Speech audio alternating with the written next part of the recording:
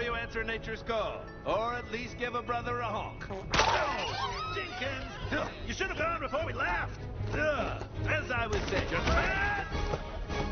Hang, you're late. Again. That makes you a weak link. I've got no use for a loose goose. Not in my flock. Now, statistically speaking, you're not likely to die in the air. This is a motivational speech? Oh, there's 1,000 other ways you can get into trouble. Get just one feather out of place. You could be staring at your poop deck from the inside out. That's why we train. Train. Birds of a feather migrate together. Birds of a feather migrate together. Question. My friend here, Crazy Eye, wants to know, do we have to migrate in a V formation? Excuse me? I mean, can we try another letter? Yeah, like maybe a W.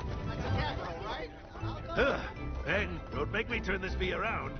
Now, in answer to your question, over many generations, the V formation has aerodynamically proven to be... Oh, what about an A? But no.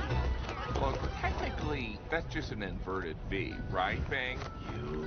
We fly in a V. Birds of a feather migrate